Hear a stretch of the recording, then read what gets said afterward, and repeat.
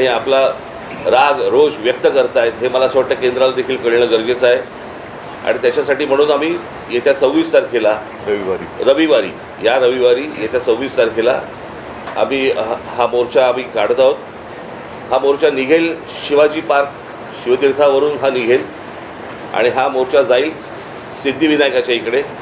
तिथे जाऊन आम्ही देवाला साकडं घालणार आहोत की या सरकारला सुबुद्धी देव, आणि याच्यासाठी म्हणून तिकडे आम्ही त्याची सांगता करणार आहोत.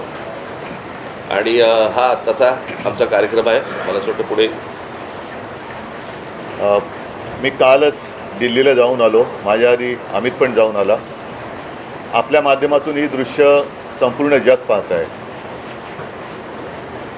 एक गोष्ट नक्की की हा विषय केवळ नीटच्या परीक्षेपुरता मर्यादित नाही आहे. कारण ज्या वेळेला मी गेलो, माझ्यासोबत संजय राऊत होते, अनिल देसाई, अरविंद सावंत ही सुद्धा मंडळी होती, खासदार होते. आणि त्या गर्दीमध्ये एक व्यक्ती राजा तिकडे संजयला असं भेटलं की त्यांनी विचारलं की आप कहाँ से आए हो. संजयने विचारलं. त्याला मैं बिहार से आए हूँ लेकिन मैं हूँ तो मध्य प्रदेश का. तर तो काही विद्यार्थी वाटत नव्हता, पण मध्यमवयीन तरुण होता. तर त्याला विचारलं आप क्यों आए हैं. तर त्यांनी सांगितलं की माझा व्यवसाय नीट चाललेला होता, माझी रोटी व्यवस्थित चालू होती, पण नोटबंदीच्या वेळेला माझी पूर्ण उद्योगधंदा रोजीरोटी उद्ध्वस्त झाली आणि तो राग व्यक्त करायला मी आलेलो आहे. म्हणजे हे एक निमित्त झाले असं म्हणा पाहिजे तर, परंतु हा गेल्या काही वर्षातला राग हा आता उफाळून वरती आलेला आहे. दुर्दैवाने आज मी वृत्तपत्रात वाचलं आणि कालच आपल्या माध्यमातून मी बघितलं की न्यायमूर्तींना किंवा न्यायालयाला या प्रकरणाकडे लक्ष द्यायला वेळ नाही असं ते म्हणाले. आता विषय असा झालेला आहे की दिल्लीमध्ये मलासुद्धा तिथल्या काही मुली भेटल्या आणि त्या संतप्त होत्या. त्या सांगत होत्या की आमचे कपडे फाडले गेले, वाटेल तसं मारलं गेलं, काही ठिकाणी तर लाठ्या काठ्यांना खिळे लावून, गजलेले खिळे लावून मारलं गेलं, डोकी फोडली गेली. आणि काल एक व्यक्ती जी महिला म्हणजे मुलगी जी अत्यवस्थ होती, मला कल्पना नाही, आता तिचं येता वाचलं की आता आहे की नाही मला माहिती नाही आहे. तर एक असे अत्याचार वाढत चाललेले आहेत. न्यायालयाला कबूतरं, कुत्रे यांच्याकडे लक्ष द्यायला वेळ आहे, पण कॉक्रोचकडे लक्ष द्यायला वेळ नाही, हे दुर्भाग्य आहे. आणि देशाची परिस्थिती आता अशी झाली का, आणि न्यायालयाची परिस्थितीसुद्धा अशी धृतराष्ट्रासारखी झाली का. म्हणजे द्रौपदीने धृतराष्ट्राकडे न्याय मागण्यासारखं झालेलं आहे. आता मधल्या काळामध्ये चंद्रचूड यांनी न्यायालयाच्या न्यायदेवतेच्या डोळ्यावरची पट्टी काढली होती. ती न्यायदेवतेने परत पट्टी बांधली आहे का आणि कशासाठी बांधलेली आहे.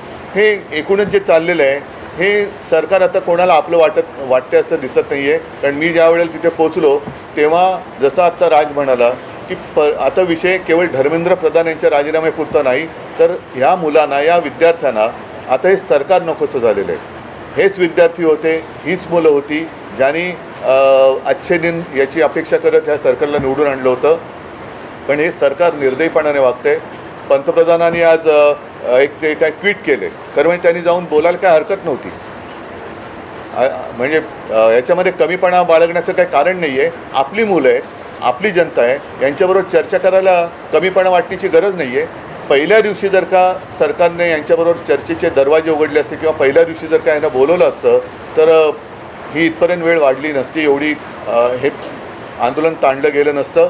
लोकांना आज व्यक्त व्हायचं आहे. इतके वर्ष साठलेला राग, असंतोष हा उफाळून वर आलेला आहे आणि त्याला एक वाट करून देण्याचा आम्ही प्रयत्न करतो आहे.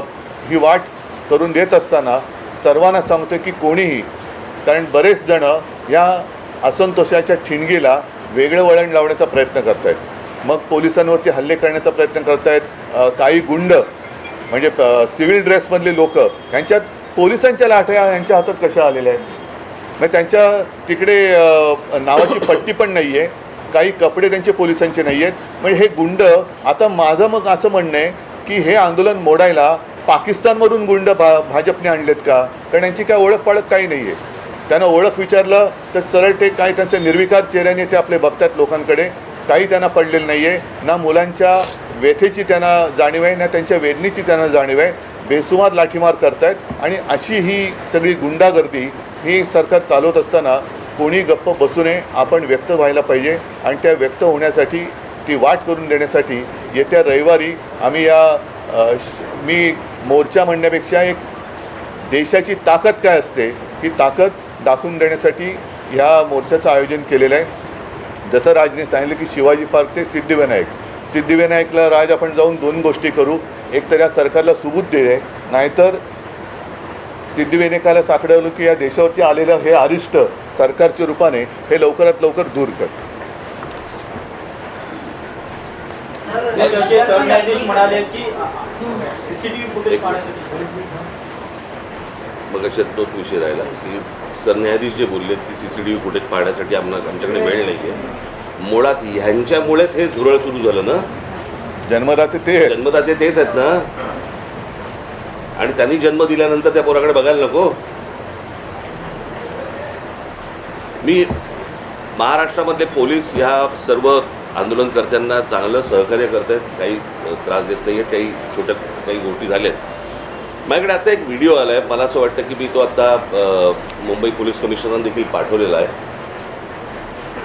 एका टॅक्सीतनं मुलं चालली होती आणि ती मुलं चालली असताना टॅक्सीतनं नाही, पोलिसांच्या गाडीतून आणि तो पोलीस त्यांना सांगतोय त्या मुलांना की परत या एरियात जर दिसलात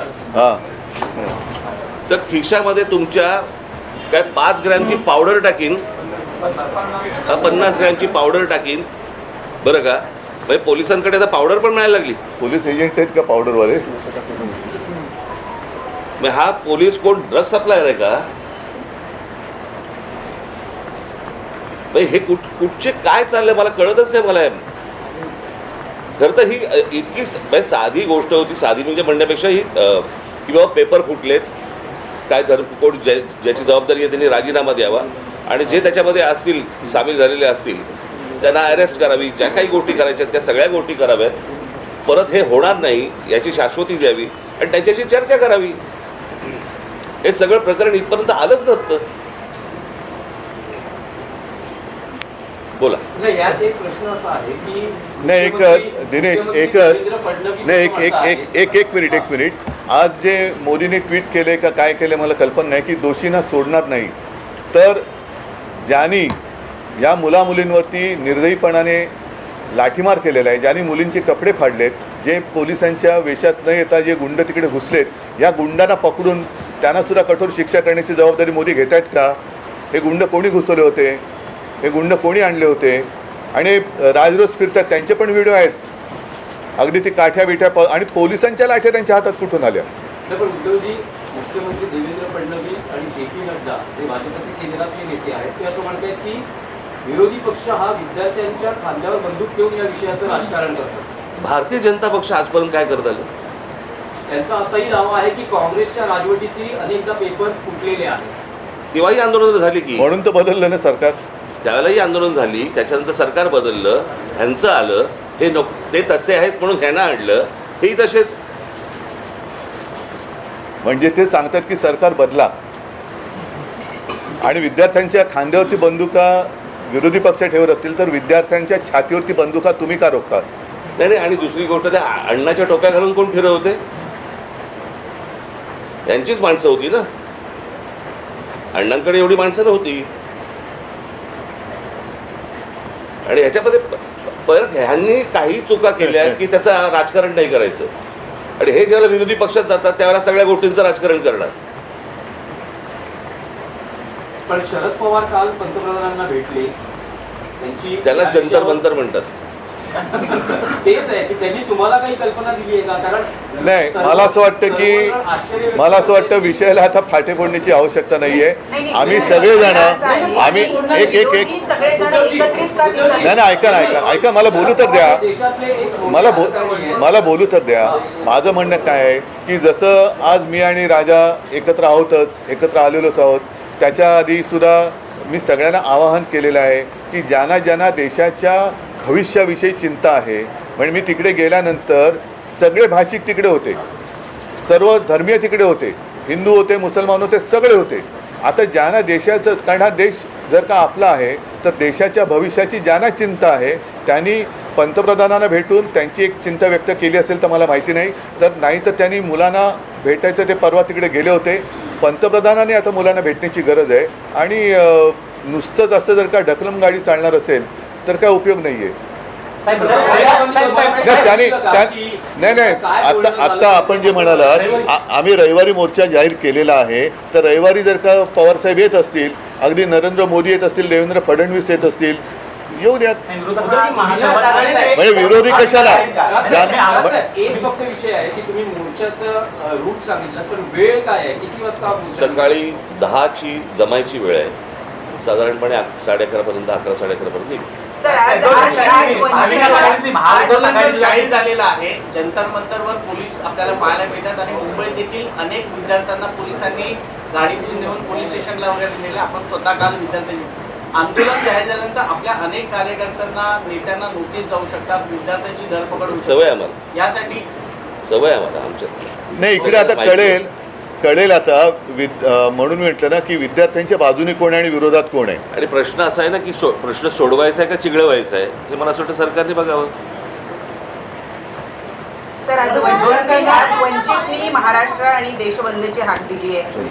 26 तारखेला तुम्ही आता मोर्चा काढणार आहात. प्रत्येक राजकीय पक्ष वेगवेगळ्या गोष्टी करण्यापेक्षा पहिली गोष्ट म्हणजे आता हे ते जाहीर करणारे आम्हाला माहीत नव्हतं, त्यांनी स्वतंत्रपणे जाहीर केलं ही गोष्ट बरोबर आहे. आम्ही देखील जे काही ज्याला मोर्चा म्हणा किंवा काही म्हणा, ह्या सगळ्या गोष्टी करताना तिथे आमचे राजकीय पक्षाचे झेंडे नसणार, कळलं का? तिथे जर कुठचे झेंडे असतील तर ते फक्त तिरंगे असतील, देशाचा झेंडा असेल, बाकी कुठचेही राजकीय पक्षाचे झेंडे त्या सगळ्या अख्यामध्ये कुठेही नसणार. आणि आत्ता उद्धव सांगतात त्याप्रमाणे काँग्रेसशी देखील बोलणं चालू आहे, ते देखील सहभागी. काल माझं बोलणं झालं, राहुलजींचं पण झालं, मग सपकाळांचा फोन आला होता आणि त्यांनी पण सांगितलं की आपण एकत्रितपणाने या गोष्टी करू. आता हे आम्ही परवाच्या मोर्चाची घोषणा तर केलेली आहे, आता त्यांनासुद्धा आम्ही सांगतो सगळ्यांनीच, अगदी पवारसाहेबांना असेल आणि भारतीय जनता पक्षातल्यांनासुद्धा जे विद्यार्थ्यांचे खरे पालक आहेत, ज्यांना विद्यार्थ्यांबद्दल तरुणांबद्दल चिंता आहे, आणि असे अनेक भाजपची लोक आहेत की त्यांना आता असं वाटते की आपण भाजपचे समर्थक राहून गुन्हा केला, ते सगळेजण या मोर्चात सहभागी होऊ शकतात. आणि मला असं वाटतं एकच मिनटं, आणि मला असं वाटतं विद्यार्थ्यांबरोबर आवाहन करीन की पालकांनी देखील याच्यामध्ये सामील व्हावं. फोन केलं, फोनवर बोलू. नाही, एक तर काय झालं, मी तिकडे रात्री पोचलो त्यावेळेला त्यांचं आंदोलन नुकतंच संपलं होतं आणि त्यांना मला वाटतं ते कुठलं छत्रसाल स्टेडियम तिकडे नेलं होतं. मला जंतर मंतरवरती जायचं होतं कारण अभिजित आणि सगळेजण तिकडे वाट बघत होते. मी तिकडे गेल्यानंतर मग माझी काही भेट झाली नाही, पण काल सकाळी माझं फोनवरती बोलणं होतं. भविष्यामध्ये आपण जंतर मंतरवर विद्यार्थ्यांशी थेट संवाद जाण्यासाठी जाणार आहात? अरे मी आत्ताच गेलो असतो, माझी तब्येत बरी नव्हती. नाही, दुसरा मुद्दा काय माहिती आहे ना, जंतर मंतरवरती एक केंद्रबिंदू झालेला आहे, पण हे आता पूर्ण देशाची भावना आहे. म्हणून मी जे म्हटलं ना की एक राष्ट्र एक भावना, जो जिथे जिथे आहे तिथे त्यांनी या गोष्टीचा विरोध व्यक्त केला पाहिजे. सगळेजण काही जंतर मंतरवरती पोहोचू शकतात, जाऊ शकतात आणि जाण्याची गरज आहे असं मला वाटत नाही. आज ग्रामीण भागातसुद्धा आंदोलनं होत आहेत, राज्यातल्या आणि देशातल्या अनेक शहरांमध्ये ही आंदोलनं होत आहेत. विद्यार्थी झुंडीच्या झुंडीने बाहेर पडत आहेत. आणि कालच एक मी व्हिज्युअल बघितलं की एक तरुणी त्या पोलिसांच्या गाडीसमोर एकटी उभी राहिली होती, इथेच बाजूला. ही तरुणांची ताकद आहे. ज्या ताकदीला झुरळ समजलं जातं, त्या झुरळांच्या ताकदीला आता हे घाबरलेले आहेत.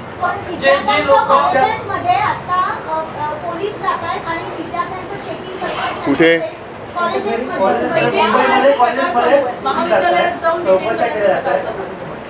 काय कसले चेकिंग करतात?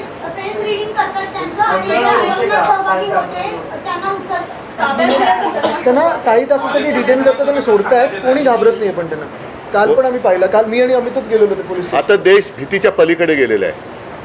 आणि कालसुद्धा मी तिथे ज्यांना भेटलो ना, एक तो तुमच्याच माध्यमातून बघितलं, तो एक मुलगा उभा आहे ना, मारो मारो मारो, तो नागपूरचा मुलगा आहे. तो भेटला मला, तो काय करतील मारून मारून, काय करतील, आणि असं जगून तरी काय फायदा. म्हणजे हे लोक आता त्या भीतीच्या पलीकडे गेले. त्याच्यामुळे चेकिंग, तुम्ही त्यांची मनं नाही ओळखली, शरीर किंवा कपडे चेक करून काय करणार, त्यांच्या मनात काय चालले ते ओळखा ना.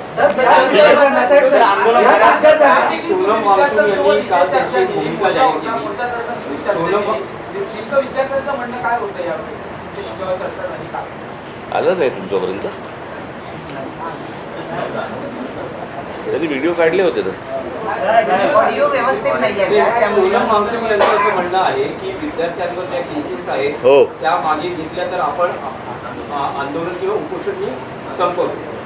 तुमचं विरोधी पक्षाचं काय म्हणणं आहे की याचा लॉजिकल एंड म्हणजे धर्मेंद्र प्रधान यांचा राजीनामा तेव्हाचे आंदोलन थांबेल, की सरकार असं म्हणते की चर्चा करायला या, लोकसभेत संसदेत यावर चर्चा होईल आणि त्यानंतर मग पुढचा निर्णय घेण्यात येईल. आता तिकडे Logical end काय?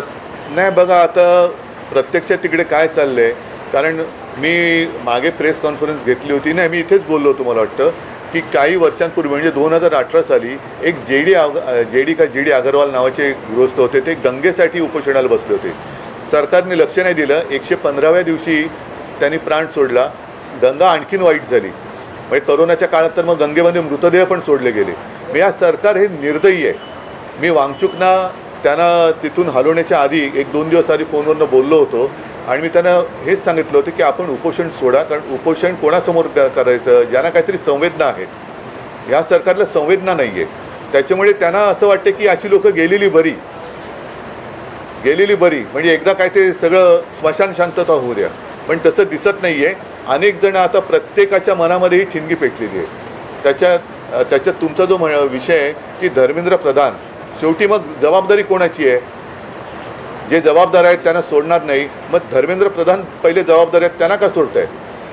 आणि धर्मेंद्र प्रधान पण कोणी एकेकाळी पेपर फुटीच्या विरुद्ध रस्त्यावर उतरले होते असं म्हणतात, जे आता विद्यार्थ्यांचं नशीब फोडतायत.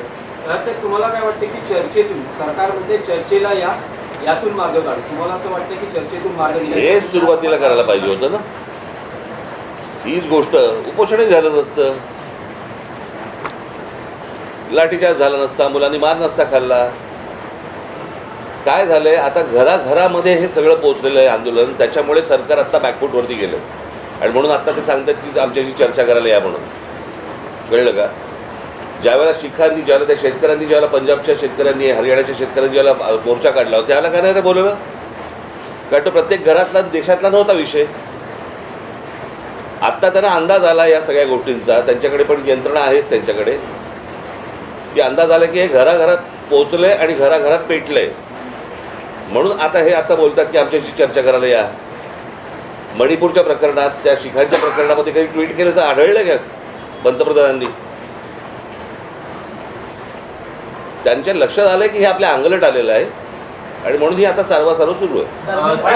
आणि एकच आता नाही एक मिनिट, तुम्ही जे आता सांगितलं की आता घरोघरी जाऊन चेकिंग, कॉलेजमध्ये जाऊन चेकिंग, तर मी सरकारला आणि पोलिसांना एक नम्र विनंती करेन की तुम्ही आणखीन आग भडकवू नका. ही मुलं शांत आहेत, त्यांच्याशी नीट चर्चा करा. ही शांतता भंग करण्याचं काम पोलिसांनी आणि सरकारने करू नये. मुख्यमंत्र्यांना आजही शंका आहे, ते म्हणतात की अँटी सोशल एलिमेंट, असामाजिक. आम्हाला पण शंका आहे की आता सरकारमध्ये असे कोण परकीय शक्ती सामील झाल्यात का की या मुलांना, देशाच्या विद्यार्थ्यांना चिरडण्यासाठी? आणि मी तुम्हाला सांगतो, 26 तारखेला जर असे कोणी घुसवण्याचे प्रयत्न केले ना, फटकावून काढणार. कळलं का?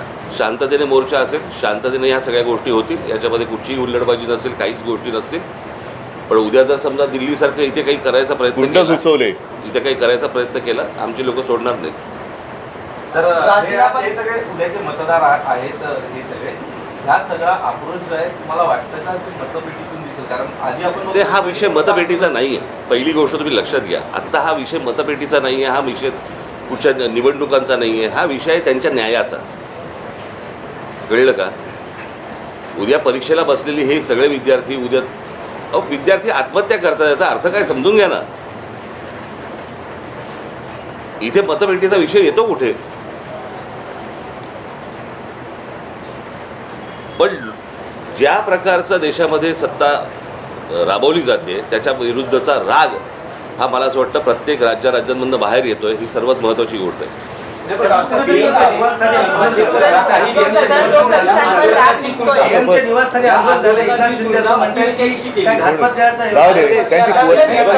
त्यांच्या विरुद्ध बघा, आंदोलनाची तुलना अतिरेक्यांशी केली. त्यांच्याबरोबर तुम्ही त्यांच्या विरोधात काही बोललात की तुम्ही देशद्रोही असता अँटी नॅशनल नाही, कोणी केली कोणी केली सर्व अरे जाऊ दे रे, त्यांची कुवत आहे का? चल हम हिंदी में ये दोनों बात करेंगे, हिंदी इंग्लिश में ये दोनों बात